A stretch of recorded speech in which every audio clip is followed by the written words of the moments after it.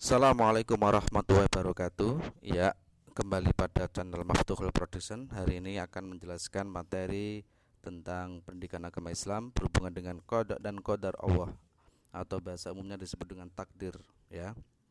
Oke, sebelum masuk ke pembahasan qada dan qadar, tolong amati gambar ini. Masih ingat bencana tsunami 2004 ini? Apakah ini sudah termasuk qada dan qadar Allah? Atau ini gambar kedua, ya. Pasti kenal orang ini, orang terkaya, ya, Jack Ma, yang memiliki perusahaan Alibaba, ya. eh, yang menjadikan dia kaya adalah karena dia gigih, bekerja keras, tidak pernah menyerah. Dan ini apakah sudah masuk takdir qadar Allah?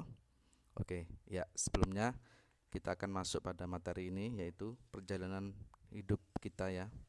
Bahwa manusia itu sebagai umat Islam memasuki siklus kehidupan. Yang pertama adalah alam ruh, yang kedua alam kandungan, yang ketiga alam dunia, alam kubur, alam hari kiamat atau kehancuran, hari kebangkitan, kumpulkan pada maksar, dan ada pertolongan syafaat, hisab, penyerahan catatan amal, mizan, dan sungai atau penggawan telaga, siratal mustaqim, sirat jalan yang surga dan jalan yang neraka. Kita masih berada di dalam dunia ini, ya, dan kita bersyukur diberi umur yang panjang oleh Allah. Dan ketika dalam kandungan ini Allah sudah menentukan ketika usia 4 bulan ditiupkan ruh, maka ajal, kematian, dan rezeki jodohnya sudah ditetapkan oleh Allah di kandungan ini. Oke, sekarang kita masuk pengertian qada dan qadar. Qada dan qadar merupakan rukun iman yang keenam.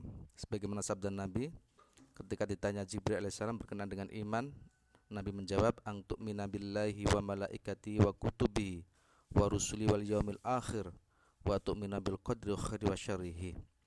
Artinya adalah hendaklah kamu percaya kepada Allah, ya, malaikatnya, kitab-kitabnya, rasul-rasulnya, hari akhirat, dan beriman dengan qadar atau ketentuan baik dan buruk. Jadi hadis ini menjelaskan sudah menjadi hujjah atau menguatkan bahwa kita disuruh untuk beriman kepada qada dan qadar Allah, ketentuan baik dan buruk sudah dari Allah Subhanahu wa taala. Qada dan qadar, ya. Apa sih? Apakah qada dan qadar itu ada perbedaan dan persamaannya? Oke. Secara bahasa, qada itu hukum, ketetapan, keputusan pemerintah atau kehendak mewujudkan pemberitahuan dan penciptaan. Istilah Islam adalah ketetapan Allah sejak zaman ajali, ya, sesuai dengan kehendaknya tentang segala sesuatu yang berkenaan dengan makhluk. Contohnya adalah usia, penciptaan bumi, itu adalah qada. Sementara qadar adalah hukum, kepastian, peraturan dan ukuran, ketentuan sesuatu perkara mengikut kadar yang tertentu. Istilah Islam adalah perwujudan kehendak Allah terhadap semua makhluknya dalam kadar dan berbentuk tertentu sesuai dengan iradanya. Qada itu adalah ketetapan zaman ajali, sementara qadar adalah perwujudan dari ketentuan ketetapan itu. Ya. Contoh, usia manusia minimal 63 tahun. Contoh lain, ketentuan Allah sejak zaman bahwa manusia akan diciptakan untuk mendiam bumi dengan berbagai ketetapan. Dan takdir, qada dan qadar disebut dengan takdir. Artinya takdir adalah ketentuan suatu peristiwa yang terjadi karena pilihan makhluk itu sendiri, yang akan dipertanyakan dan dimintai pertanggungjawaban oleh Allah di mahsyar kelak, ya. Sementara dalil takdir Allah adalah surat Al-Qamar ayat 49, "Inna kulla syai'in khalaqnahu biqadarin." Sesungguhnya kami menciptakan segala sesuatu menurut ukuran, menurut kadar manusia. Maka sama ketika memberikan ujian juga tidak melebihi batas kemampuan manusia, ya, karena Allah tahu kemampuan manusia seperti apa. Dalil takdir yang lainnya adalah surat Al-An'am ayat 59, yang artinya adalah, "Dan pada sisi Allah lah kunci-kunci semua yang gaib. Tidak ada yang mengetahuinya kecuali Dia sendiri. Dan Dia mengetahui apa yang di daratan dan di lautan. Dan tiada selai daun pun yang gugur melainkan Dia mengetahuinya pula. Dan tidak jatuh sebutir biji pun dalam kegelapan bumi, dan tidak sesuatu yang basah atau yang kering, melainkan tertulis dalam kitab nyata, yaitu Lauh Mahfuz." Surat Maryam ayat 21, yang artinya adalah, Ia menjawab, demikianlah keadaannya, tak usahlah diherankan. Tuhan berfirman, hal itu mudah bagiku, dan kami hendak menjadikan pemberian anak ini itu sebagai suatu tanda yang membuktikan kekuasaan kami untuk umat manusia dan sebagai satu rahmat dari kami, dan hal itu adalah suatu perkara yang telah ditetapkan berlakunya.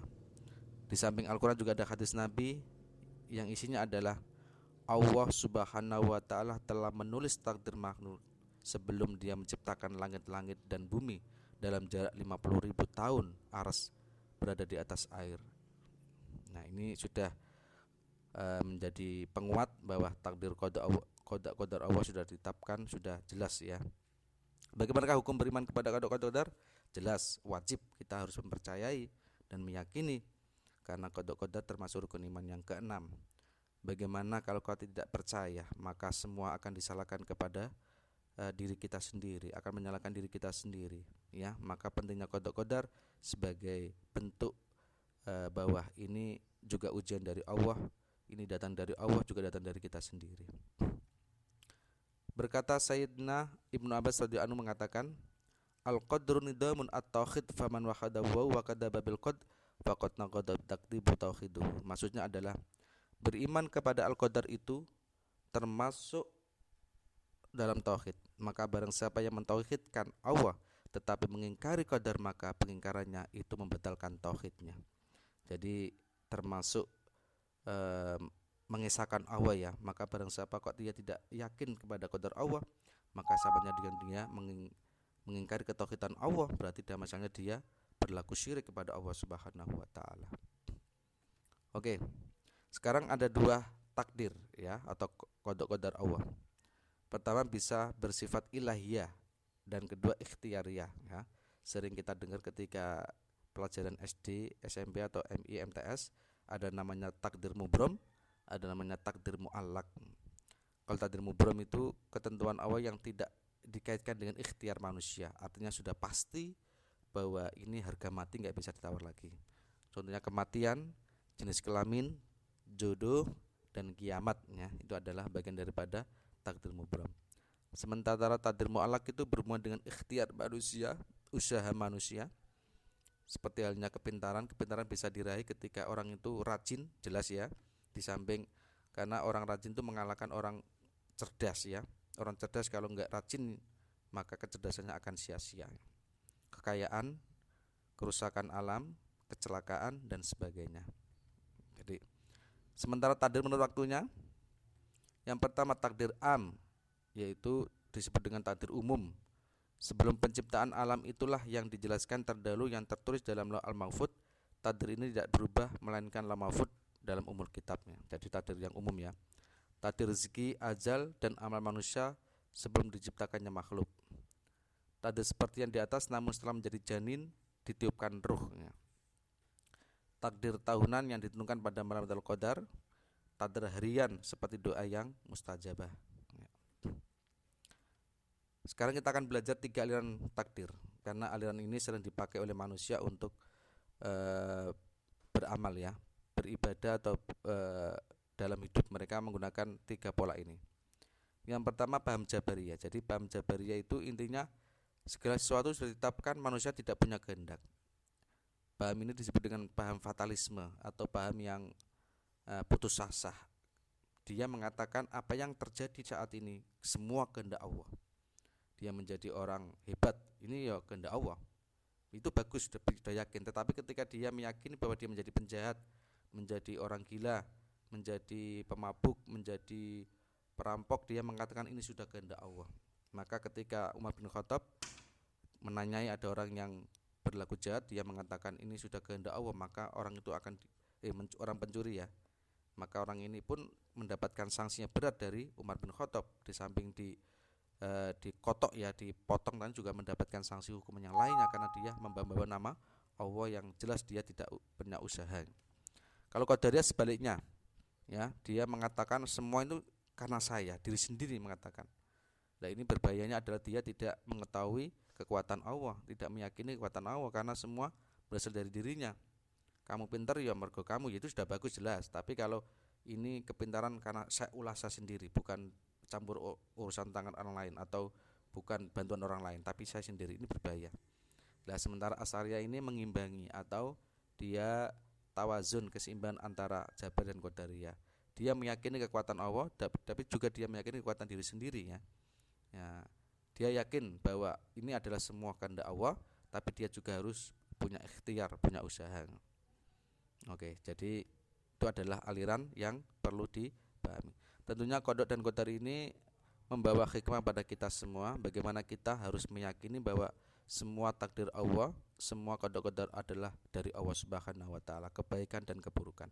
Tapi kita juga harus punya ikhtiar, punya usaha untuk merubah takdir itu. Dengan cara apa? Usaha ya. Karena ikhtiar, usaha itu adalah penting bagi kita semua.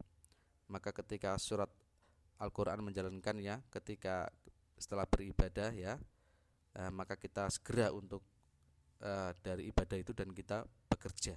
Ini adalah bagian terpenting daripada qada dan qadar yang harus kita yakini dan kita percayai. Mudah-mudahan bermanfaat. Wassalamualaikum warahmatullahi wabarakatuh.